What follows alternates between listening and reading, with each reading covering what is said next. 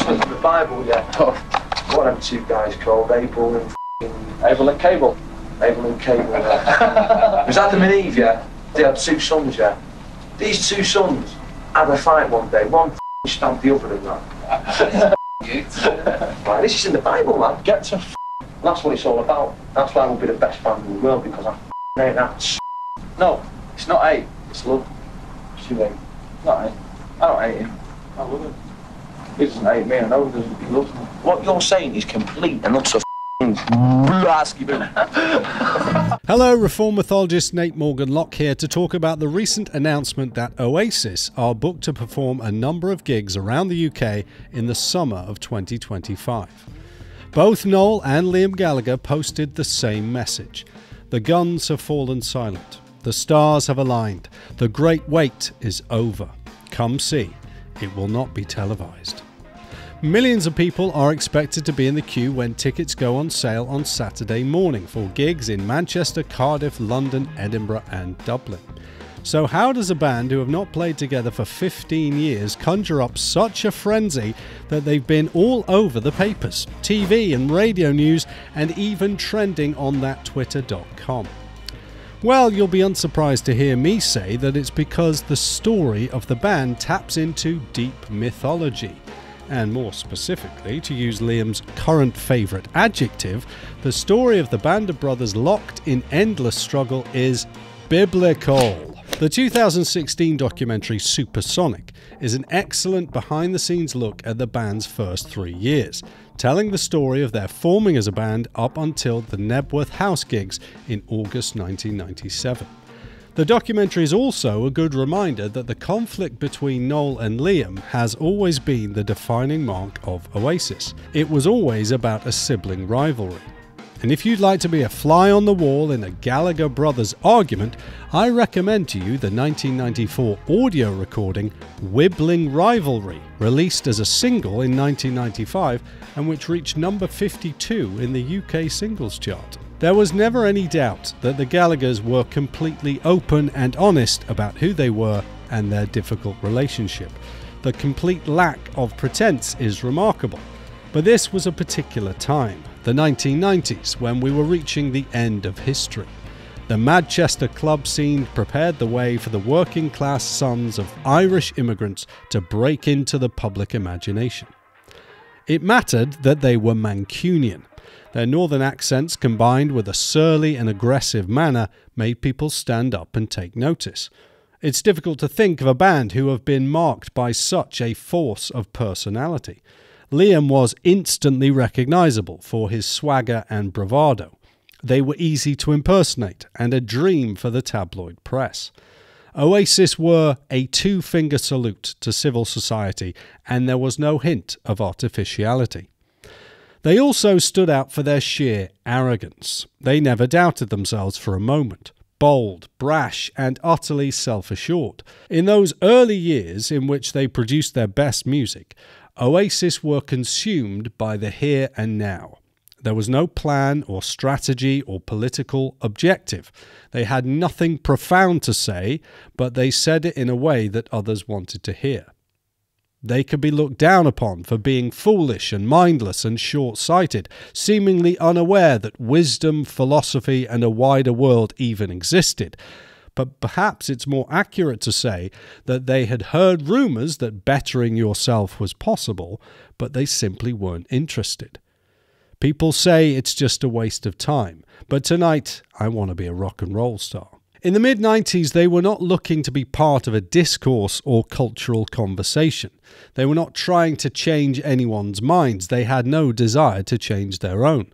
Personality-wise, they are stubborn, stiff-necked, resistant to new ideas, practically incapable of being persuaded to any other point of view. This might all sound negative, but it's actually what made the band so exciting. In a culture of dizzying self-questioning and doubt, people who seem comfortable in their own skin are attractive. There was no pursuit of truth for Oasis. The lyrics to the songs often made no sense, and Noel couldn't match the poetic genius of other songwriters of even the same generation. But that wasn't the point. They weren't supposed to be sensible. They were meant to be visceral. The millennium was ahead, and there was a great sense that the wells of meaning had dried up. All I need are cigarettes and alcohol. I'll live forever by being a rock and roll star. And later in 2005, Noel wrote on the importance of being idle. These men and their fans weren't meant to grow up or grow old. They just needed to be themselves. They can't be no one else. It didn't matter that there was better music or that there were better lyrics elsewhere. These two Gallagher brothers were doing whatever they wanted without restraint or apology. There wasn't even a sense of being edgy for the sake of being edgy. So the edgelord insults of later generations don't actually stick. It was unfiltered self-expression, and it connected with millions. To many now they may seem embarrassing, but they simply didn't care. Arguably the most embarrassing thing that the Gallaghers ever did was that Noel was photographed drinking champagne at a party in number 10 Downing Street. But that was the band United. The reason they've achieved such a place in the pantheon of British popular music, aside from anthems like Don't Look Back in Anger, sung spontaneously at a vigil for victims of a terrorist attack in Manchester in 2017, the reason they have such a place in the pantheon is because the band were not united.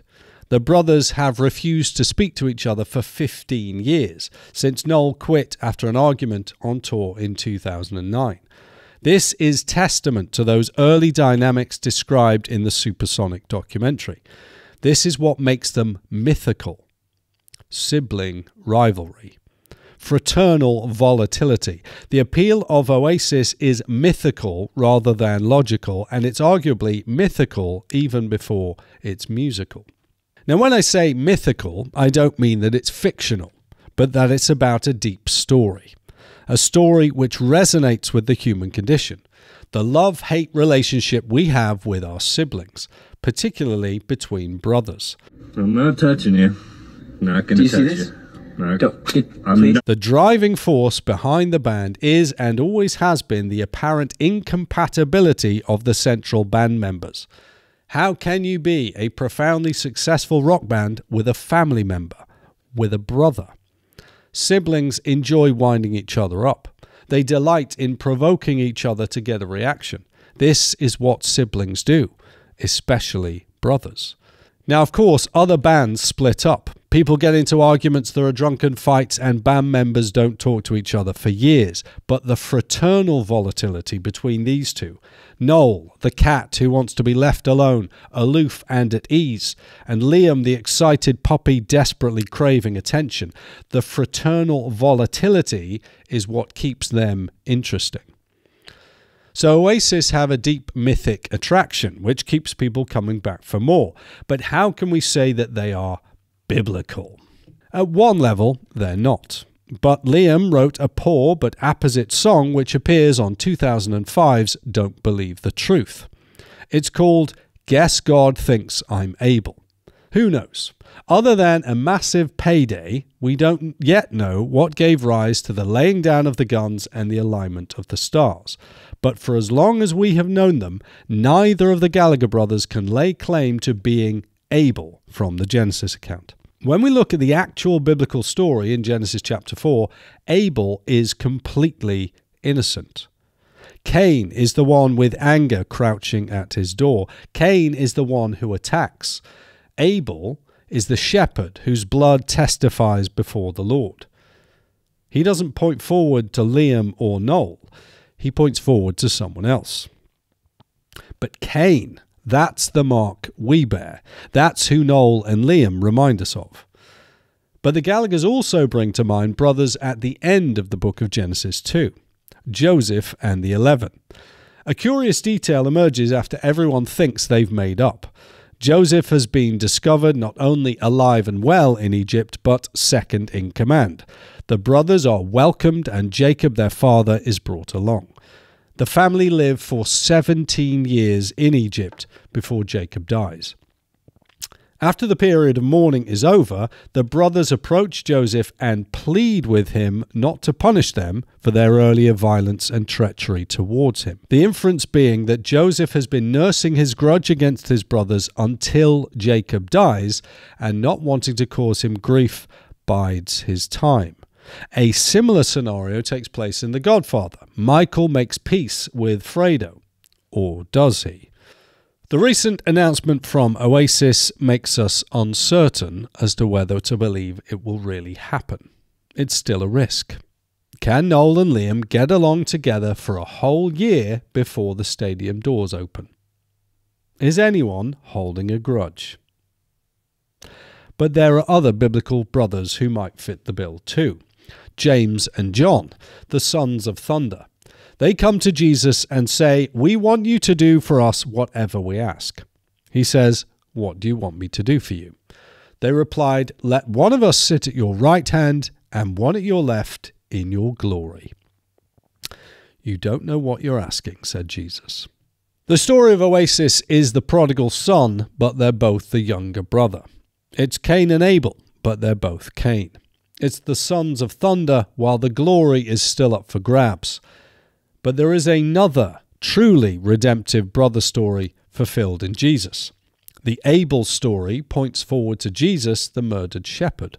The Joseph story points forward to Jesus, the forgiving Lord.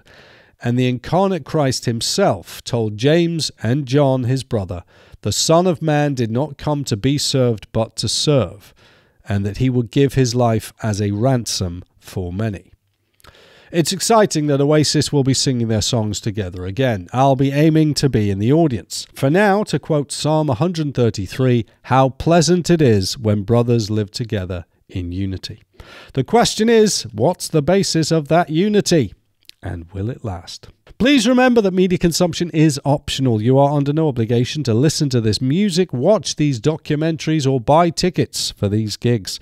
I'm Reformed mythologist Nate Morgan Locke. I'm glad you were here.